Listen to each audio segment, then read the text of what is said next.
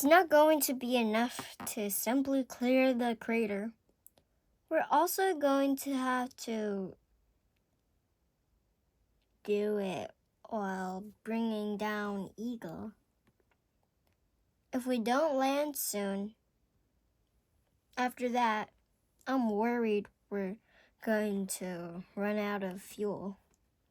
Speaking of which, how is the fuel doing? We are running out of fuel. Just super.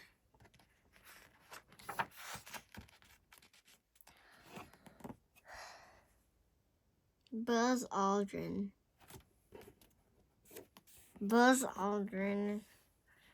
originally Edwin Eugene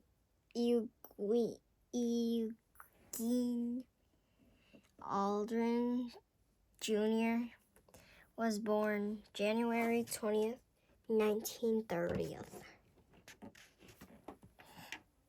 and grew up in Montclair, New Jersey. He earned the nickname Buzz because his sisters, Madeline and Faye Ann, would affectionately call him brother.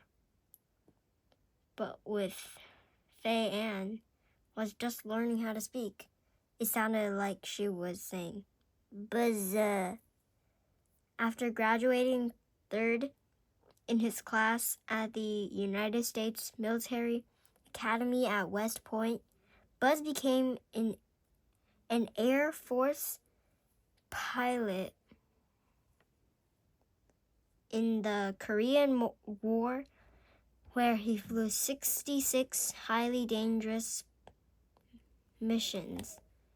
He became a NASA pilot in 1963 in the third missions. He then became a NASA pilot in 1963 in the third group of men selected to be astronauts. 3 years later, he established a new record at the time for extravehicular activity, spacewalking, spending a total of 5.5 hours outside the Gemini 12 spacecraft. After the Apollo 11 mission, Buzz was awarded the Presidential Medal of Freedom in 1969, along with the rest of the crew members. Then, in 1972, after 21 years of service in the Air Force, he retired from the active duty and in 2011 was awarded the Congressional Gold Medal. When Neil was a teenager, he entered the Bowling Green State Anniversary Science Fair. His project was a steam turbine he'd crafted from scraps of wood and a small alcohol lamp. It ran so smoothly and efficiently that he was sure he would receive top marks. Bowling Green State University Science Fair.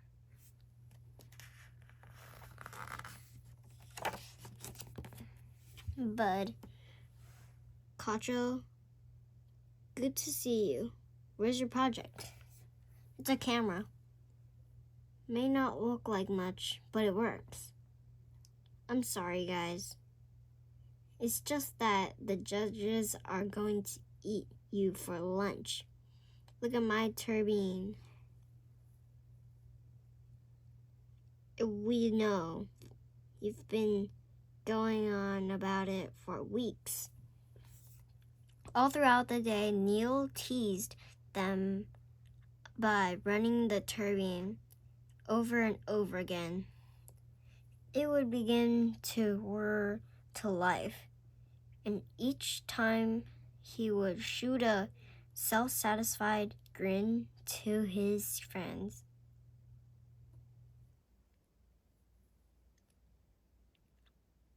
I don't understand. It was working just a minute ago.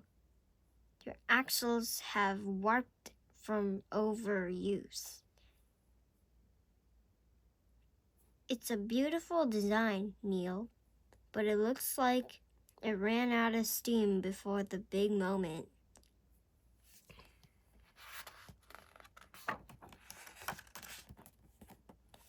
A week later, the results from the science fair came in. Results from the science fair. Cacho and I got a superior mark. That's like an A+, right? How do you do? Neil was furious at his friends for getting a better mark, but also at himself for letting the turbine run out of steam when it mattered most. Houston, how's the fuel? Low level. I know it's low, but can we not get a reading? We estimate you have about 90 seconds. Now or never, but no pressure or anything.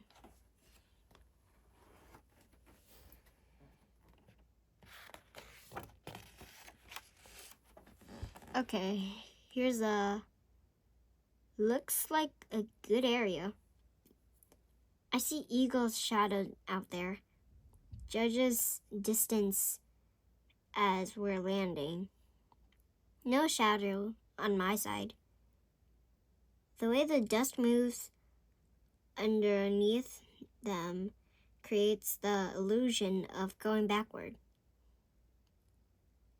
It also covers up dangerous rocks and boulders that Neil must avoid landing on all costs.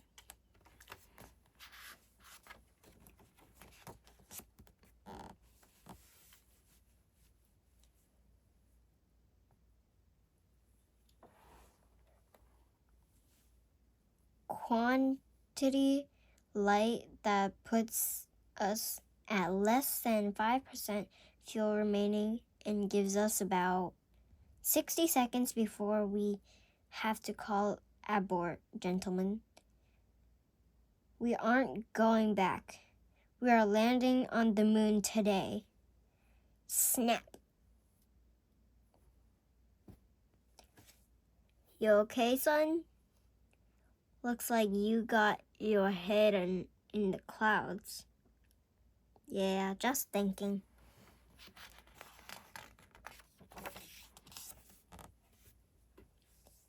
By the age of 17, Neil had become a regular at the Wapakoneta airport, having already made his first solo flight. In fact, upon turning 16, when most people are worried about getting their driver's permit, he received his student pilot's license. What are they doing? Probably just practicing emergency landings. Sometimes the instructor likes to cut the power and make you land in a different place than where you were expecting. Oh no. During a practice emergency landing, student pilot Frederick Carl Lange and the instructor, Charlie Finkenbein, crashed their aircraft. They were not aware of the wires below them until their landing gear was caught up, caused the plane to nosedive into the ground. Lange sadly passed away in Neil's arms. Finkenbein survived, suffering shock and minor injuries.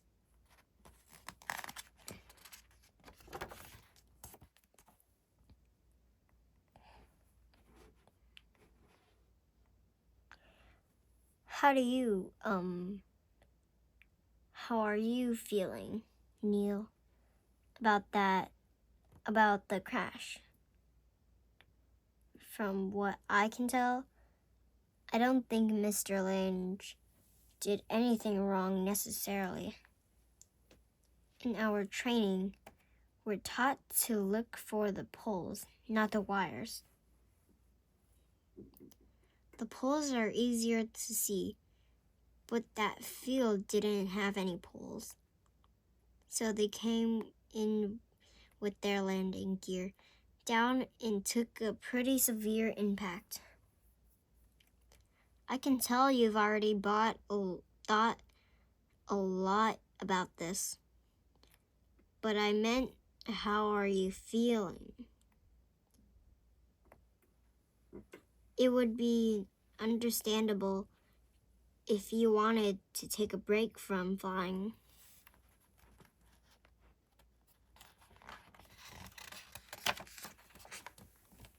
An eagle. What's that, son? Nothing. I'm okay. I want to keep flying. Okay. 75 feet. There's looking good. 60 seconds of fuel remaining. If in 60 seconds they haven't landed and the decent engine runs out of fuel, they will likely crash. 30 feet and 2.5 down.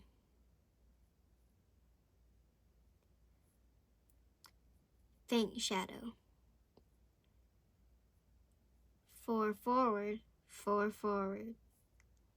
30 feet away, moving downward at a rate of 2.5 feet per second and 4 feet forward per second. It was important for Neil to keep on moving forward in order to not lose sight of any boulders or holes underneath them, drifting to the right a little. 30 seconds. Lights on. Just 30 more seconds of fuel remaining in the decent engine. And then, contact light. Another light flashes on next to Buzz. But this one is good news. This means that at least one of the 5-foot-long sensory probes hanging from Eagle's footpads has touched the lunar surface. Shutdown. Okay, engine stop.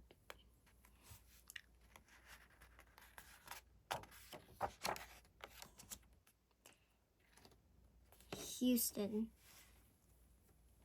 Tranquility Base here. The Eagle has landed. Roger. Tranquility. We copy you on the ground. You got a bunch of guys about to turn blue. We're breathing again. Thanks a lot. Thank you. As the man who jumped off the Empire State Building was heard to say as he passed each floor, "As far, so good. Okay, let's get going." Roger. Tranquility Base. It sure sounded great from up here. You guys did a fantastic job. just keep that orbiting base ready for us up there now. Will do.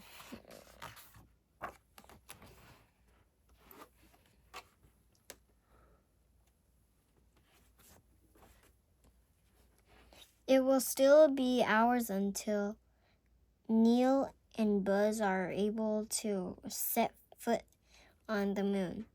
They have a lot of work to do to make sure that they will be able to take off when the time comes to leave. There had to be 3 checkings with Houston to make sure that they could stay on the moon for any time at all.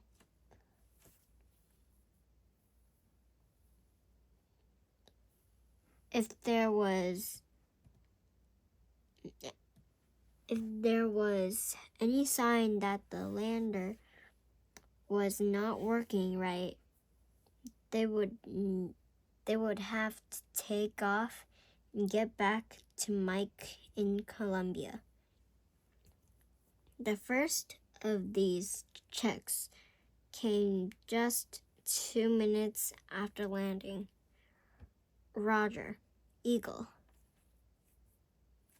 And you are stay for T1. Eagle, Houston. You are stay for T2. Over. The next was 8 minutes later.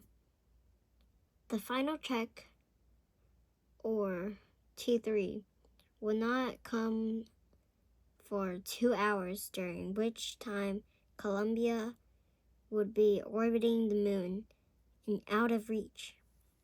The area out of the left-hand window is relatively level plain, cratered with a fairly large number of craters of the 5 to 50 foot variety, and some ridges small, 20, 30 feet high, I would guess, and literally thousands of little 1 and 2 foot craters around the area.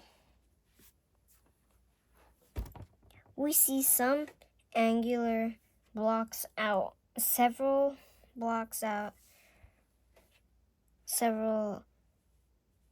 hundred feet in front of us that are probably 2 feet in size and have angular edges. There is a hill in view, ground track ahead of us, difficult to estimate, but might be half a mile or a mile.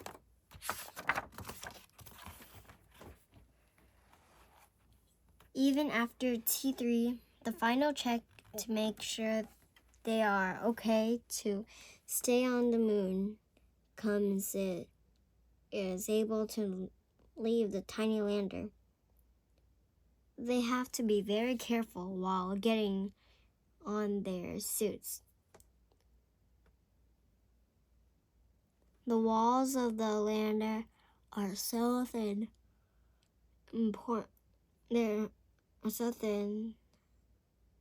important pieces of eagle sticking out everywhere. Hours after landing on the moon, they are finally ready to venture outside to be the first humans in all of history to step foot on the over 4.5 billion year old surface. Roger, we're getting a picture on the TV. You got a good picture, huh? There's a great deal. of contrast in it, and currently it's upside down on our monitor, but we can make out a fair amount of detail. Okay, Neil, we can see you coming down the ladder now. I'm going to step off now. Eagle, LM, stands for Lunar Module. That's one small step for a man, one giant leap for mankind.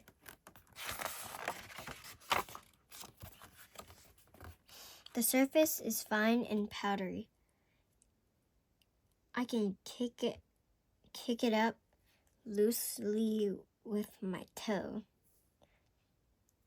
There seems to be no difficulty in moving around.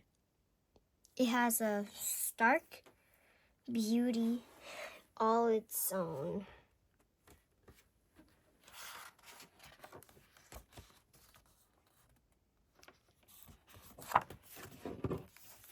Conclusion.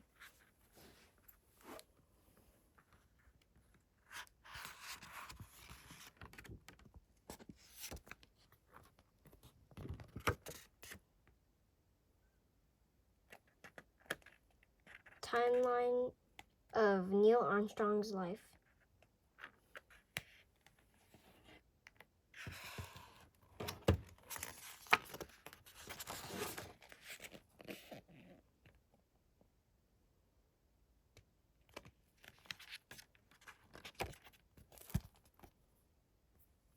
Who was the first man on the moon? Neil Armstrong. That's one small step for man, one giant leap for mankind.